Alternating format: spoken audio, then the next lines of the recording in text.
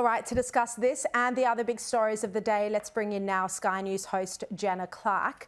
Jenna, terrific to see you. Look, I've just revealed their breaking news that the coalition has won the votes in the Senate to have an inquiry, a Senate Select Committee inquiry into the government's decision over Qatar Airways. It was at first reported that they'd lost this vote. There was a recount. Now it seems they have won it by just one vote. This has been a major news day. Alan Joyce resigned 2 months earlier than he was going to. But Jenna, none of this is going to stop the pressure on Qantas, especially from the ACCC and in Parliament. Yeah, absolutely, Sharri. I think it's a great win by the coalition in the Senate, which appear to be the only ones that are having a win when it comes to opposition these days. Because what really annoys me is when you look at those questions that were hurled at the Prime Minister, not only today, but yesterday in question time. Like Blind Freddie can see those questions you're asking so specific and so rigid. Albo is a seasoned political pro. They're asking, did you meet with the Qantas Executive or the Qantas CEO? Ask about their lobbyists, for goodness sakes. That probably would have got a broader answer, that's for sure. But look, I think there's a lot more questions to be answered, particularly from the government. But then also on the flip side, you see that Joyce is sort of leaving early. But at the end of the day, I mean, we need to see what his KPIs were as a CEO. And when you look at it on paper, regardless of what's going on with the ACCC right now, he did sort of deliver for those shareholders, so it will be interesting to see what the board and Richard Goyder do around the strategy of Qantas moving forward. Yeah, and the new incoming CEO, who starts now tomorrow, Vanessa Hudson, she released a video statement late today where she said that Qantas has to get the balance right between its obligation to its customers and how it operates as a business. And she did seem to admit that they hadn't got that balance right. They needed to do more work in terms of customer and service delivery. Now, on the program last night, we spoke about how Uluru co-authors Megan Davis and Pat Anderson have a new book out. It's called Our Voices of the Heart. And in it, they state very clearly in black and white that the Uluru statement is 15 pages long. This is their words in their new book.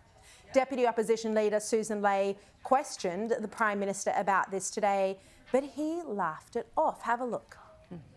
The authorised official history of the Uluru Statement from the Heart, written by co-chairs Megan Davis and Pat Anderson, was published 6 days ago. The almost 200-page hardcover book states, quote, "The statement was drafted and overwhelmingly endorsed by the Convention's delegates. It is 15 pages long," end quote.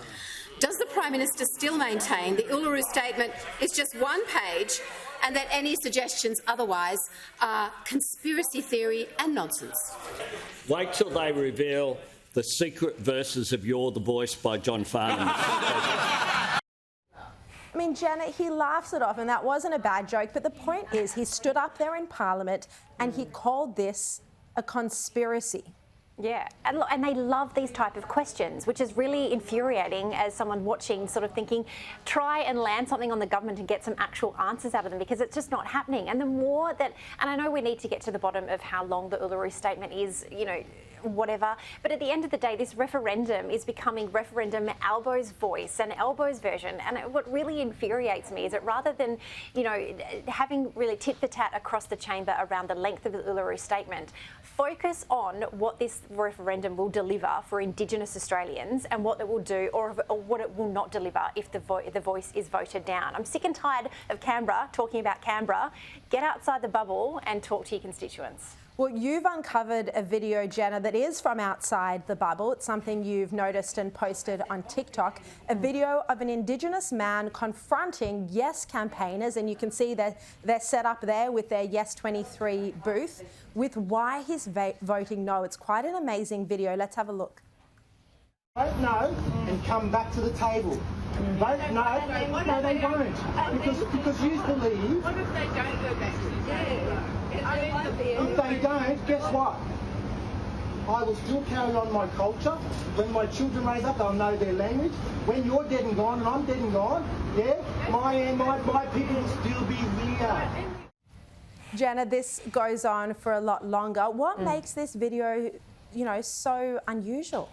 Yeah, it really struck a chord with me last night scrolling through the Chinese spy app, Sharri. And the interesting part was the fact that what really made me sort of stand up and pay attention was this gentleman was talking about his culture and his experience as a First Nations person. Whilst these women, I don't know their ethnicity and I don't know their background, but it looked like, a Mullumbimby version of Prude and Trude talking about this is what it will deliver for you. How about you listen to why people, specifically Indigenous people, want to vote no? Look at Jacinta Nambajimbi Price. Listen to someone like Lydia Thorpe, and then talk to people in your remit, your Indigenous friends in your remit, about why they want to vote yes or no, and then maybe do your own research.